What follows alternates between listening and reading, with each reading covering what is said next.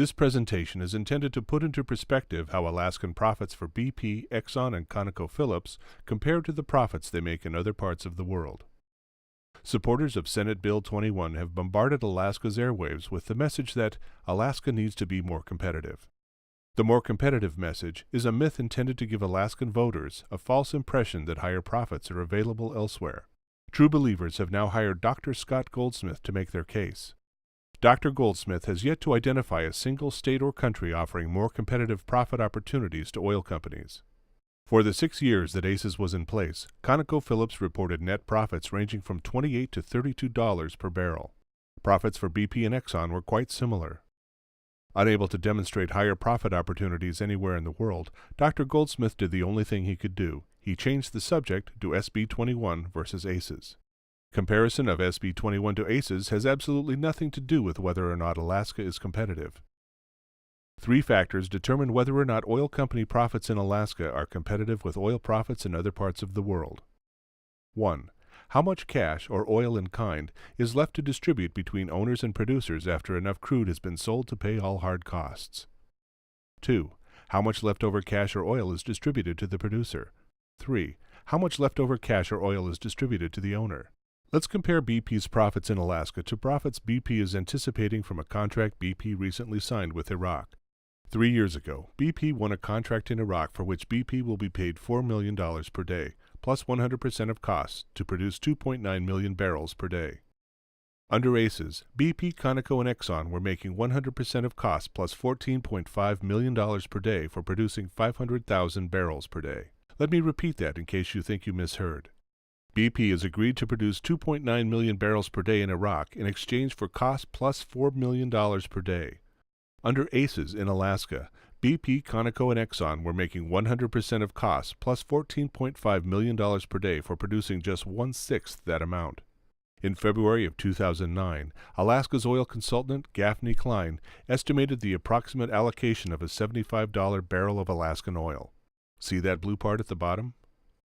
That's the portion of that barrel Gaffney Klein in 2009 said was required to cover the unavoidable hard costs of production, maintenance, and delivery to the refinery. Once again, looking at the bottom, 1/3 of a $75 barrel, or $25, covered all costs in 2009.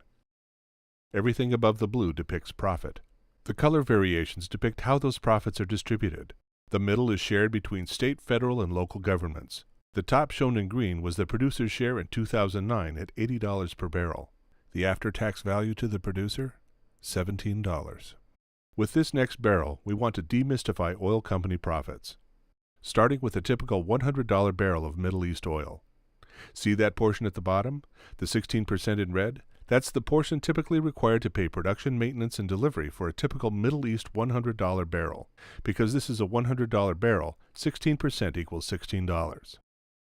See that blue part, the 80% in the middle? That's the portion the net profit owner country typically keeps. In this case, we're analyzing a $100 barrel, and therefore 80% equals $80. That yellow portion at the top, the 4%, that represents a typical portion of net profits BP, Exxon, or ConocoPhillips could typically expect from a $100 barrel for their role as producer. Now let's look at a $100 barrel of Alaskan oil. See that portion at the bottom, the part in red? The portion marked 39%? That's the portion of a $100 barrel Alaska's producers now claim is required to pay the hard costs for an Alaskan barrel. Up 50%, or $14 from Gaffney Klein's estimation just 5 years ago. See that much smaller portion in the middle, the 34%? Less than half of what the Middle East owners keep? That's the portion of net profits that the state of Alaska shared with the federal government under ACES. With the passage of SB 21, it's now even smaller. That yellow part up there at the top, the 27%, that represents the take-home pay of Alaska's big 3 producers. Approximately 14 times as much per barrel as BP, Shell, and Exxon all agreed to accept as payment for their recently won contracts in Iraq. This next chart takes you around the world through 25 oil-exporting countries, omitting hard costs, showing only how profits are distributed between owners and producers. Once again, the producer's shares are shown in yellow, and the share kept by the host country owner is shown in blue. The bulk of the world's oil is produced by the 25 countries shown here. As we move to the bottom of the chart, you can see that the producer's share gets larger and larger. At the very bottom you will find Alaska, giving up more of the net profits to the big three producers than any of the above oil exporting countries. Contrary to what Alaska's big three oil companies want you to believe, oil company profits in Alaska are among the highest in the world. We know of no other state or country that pays producers more for the services they deliver than we owners here in Alaska. The next few slides are taken from an online report on winning bids in Iraq prepared by world-renowned petroleum economist Wood Mackenzie and published on the Internet by the Financial Times. The first slide shows Iraq's West Qurna field and the terms of a contract won by Exxon in partnership with Shell. Competing bidders included Spain's Repsol, Denmark's Maersk Oil, Russia's Lukoil, France's Total, and China's CNPC. Exxon's winning bid was $1.90 per barrel over cost, or cost plus $1.90 per barrel. The next winning bid shown is BP's $2 per barrel plus cost bid on Iraq's Rumaila field. Now remember while looking at this that BP and Exxon are now advertising that the cost plus $28 to $32 per barrel they were making under ACES in Alaska was insufficient to warrant further investment. Bidders competing with BP for Iraq's Rumaila field included Exxon and Malaysia's Petronas Oil. So why would BP agree to produce a barrel of oil for $2? Two reasons. 1. Producing oil for cost plus $2 per barrel is profitable. 2. Had they asked for a larger share, competing bidders would have won the contract. These are just a few of the bidders from other countries BP, Exxon, and ConocoPhillips had to beat to win contracts in Iraq. In July of 2009, Bloomberg Business and Financial News quoted BP's chief executive Tony Hayward, saying BP's $2 per barrel returns in Iraq are expected to be, quote, compatible with returns we earn across the rest of our portfolio, unquote. Bloomberg News also reported BP's annual average returns on capital as ranging between 18 and 19%. In comparison to Alaska, Gaffney Klein, when hired in 2007 by the Alaska legislature to advise them on oil tax issues, estimated BP's North Slope investment returns under ACES at a phenomenal 123%, over 6 times BP's international average. While 123% sounds outrageously high, it backs up everything you've seen from the independent sources above. Gaffney Klein's estimate was made when the oil was selling at $80 per barrel. Today at $106 per barrel, Alaska's producers make even more. Now with Senate Bill 21, they make even more again. At your next opportunity, Google BP in Iraq. There on BP's own website, BP confirms the above quotes from Bloomberg, economist Wood Mackenzie, and the Financial Times. There, BP confirms the government of Iraq will get 98% of net revenue.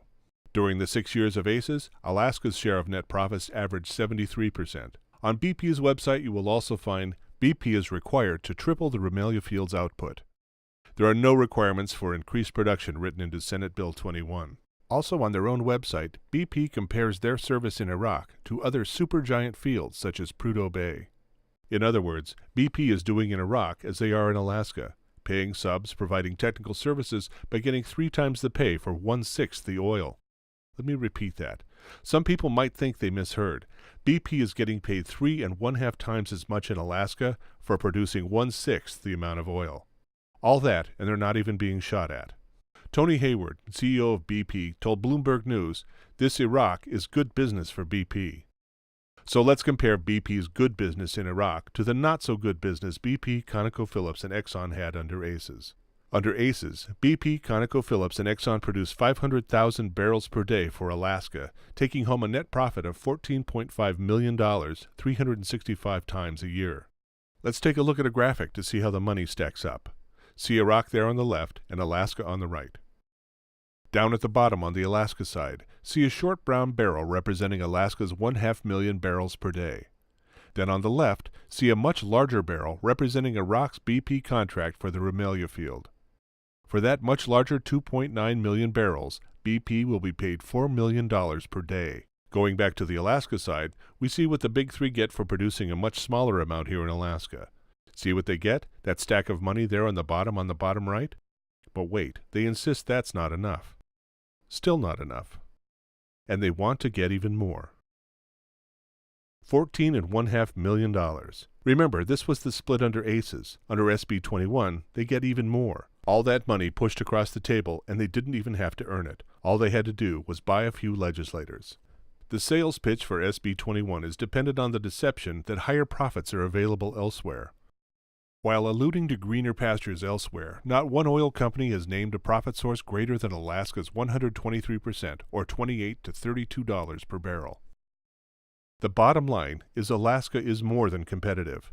The real question Alaskans should be asking is, if a profit of $2 per barrel and returns of 18 to 19% add up to good business for BP in Iraq, why is BP telling us in ad after ad that $28 to $32 per barrel and returns of 123% they had under ACES was not good enough for business in Alaska? Thank you for your interest, and we hope you find this information useful.